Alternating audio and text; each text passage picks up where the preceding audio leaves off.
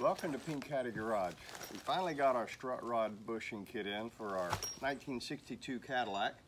This is a strut rod, so we're just going to do a quick overview video of how this goes in because I couldn't find one on YouTube anywhere. Here's a quick comparison of the parts that I took off. Obviously here on the left with what came in the kit. This is for one strut rod bushing here. You get both of these, two sets of these in a kit. But mainly your main wear part typically is going to be the rubber bushings, and these are just gone. I'm surprised the car handled and drove as well as it did. Also, and this isn't typical, this steel bushing insert is really distorted and it's damaged because I have a feeling it just went years and years in that condition.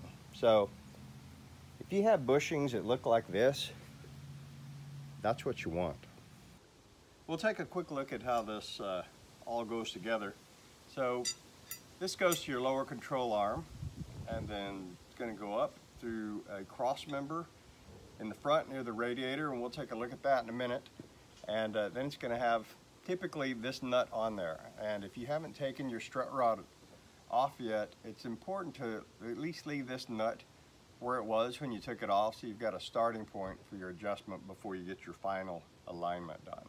So after this nut, you're going to have one of these washers that comes in the kit, rubber part, then your cross member, so your frame, you're going to poke this through the hole down there, and then you're going to have three pieces. You're going to have this metal bushing, this rubber bushing, and they're going to go together like that. Then there's a little insert recess part in the bushing, and in that recess part we're going to put this nylon washer. I have no idea if this nylon washer was part of the original setup, but that's the way the kits are these days.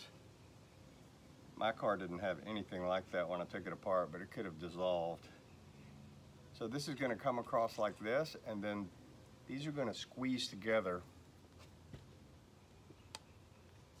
and that gap that you see here is where our frame cross member is going to be. From there, got another matching big metal washer, and then finally a nut. So you're going to want to put it together like that, and then hopefully it's going to be close enough to get it up to the shop for your actual alignment. Let's take a look at that cross member. All right, we've just got the strut rod sitting in there right now, and this is our front cross member, just behind the front bumper.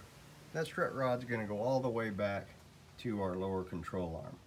Let's take a little bit closer look at this cross member. All right, so that hole should be round, but it's not round. It's got quite a bit of wallow right here where that strut rod has rattled around in there for who knows how long, and the question is, do you need to do anything about that or not? So if you had a really bad condition here, you could weld something in, like a washer, probably on the back side instead of on the front like I'm showing you. This washer is pretty much the same diameter hole as you can tell the majority of that hole was when it was originally made. So the thing is, you get this washer with this nylon setup, you can tell there was a little bit of slop built into this originally. So if you're going to have that much slop anyway, put this thing in there, it's going to have a little bit, but it's about a 32nd of an inch. So for this particular car, we're not going to need to reinforce it. If it gets worse, we can always go back and put the washer in. You're going to have to check your cross member pretty carefully though to make that decision.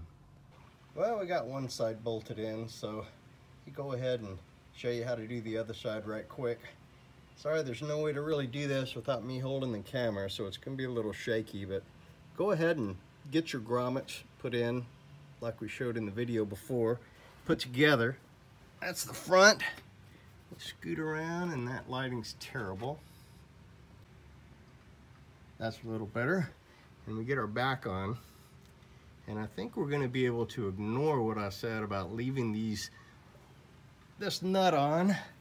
Or before I set it on our strut rod, just leave this nut where it was. But that's not going to work, because I think what happened over the years is, as these rubber grommets got more and more compressed and worn out, that whoever had this car just kept adjusting it tighter and tighter, and that's why they were probably so flat and destroyed. So you're going to need to run this nut back some, and after 5 decades or so, it's going to be pretty frozen on there. So it took some muscle to get that thing moving. So who knows, you might catch a break and not need to move this, but chances are you're going to need to be able to move this and the one that's going to go on here to get your adjustment to get this thing put on. Even so you can get these holes to line up back here, which is going to be these 2 holes, to get the strut rod mounted to the control arm. Well, we got her in there finally. Tucked down onto the control arm, and we're right here. And I got 2 nuts on the end of this, just to let you know, word to the wise here, that this nut that comes with the kit, it does not work. So it'll go on about 2 threads and then it stops. Got the wrong thread pitch on it, so we had to go ahead and end up reusing the ones that came off the car in the first place. So just another reason not to throw anything away until you have finished the job. Well, I think that's going to do it for this job. We've got the strut rods in, and it's time to go take it up and get an alignment. On a 62 Cadillac, by the way, the strut rods torque to 35 foot-pounds. Check your book to make sure for your car, and thank you for watching.